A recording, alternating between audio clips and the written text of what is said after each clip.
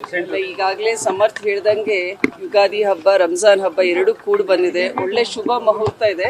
ಆದ್ರಿಂದ ಒಂದು set nomination ಇವತ್ತು ಫೈಲ್ ಮಾಡೋಣ ಅಂತ.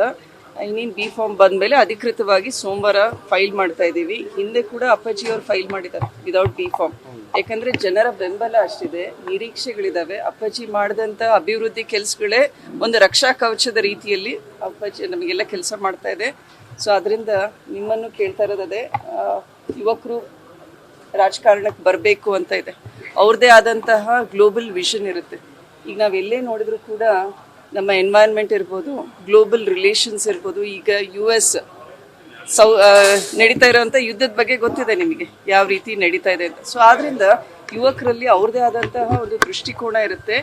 ಇವತ್ತು ಯುಗಾದಿ ಹಬ್ಬ ಹೊಸ ಚಿಗುರ್ತಾ ಇದೆ. ಸೊ ಅದೇ ರೀತಿಯಿಂದ ಯುವಕರು ಕೂಡ ಇವತ್ತು ರಾಜಕಾರಣಕ್ಕೆ ಬರಬೇಕು ಅಂತ ಬೆಂಬಲ ಕೊಡ್ತಾ ಇದ್ದಾರೆ ಪ್ರತಿಯೊಂದು ಪಕ್ಷದಲ್ಲೂ ಕೂಡ, ಮಹಿಳೆಯರ ಜೊತೆ ಯುವಕರಿಗೂ. ಸೊ ನಾವು ಕೂಡ ಇವತ್ತು ಟೈಮ್ ಮೀರ್ತಾ ಇದೆ. ಸೊ ನಾಮಿನೇಷನ್ ಫೈಲ್ ಮಾಡಿದ್ವಿ. ನೆಕ್ಸ್ಟ್ ಮಾತಾಡೋಣ. ನ್ಯೂಸ್ ಫಸ್ಟ್ ನಿರ್ಭೀತಿಯಿಂದ ನಿಮ್ಮ ಪರವಾಗಿ.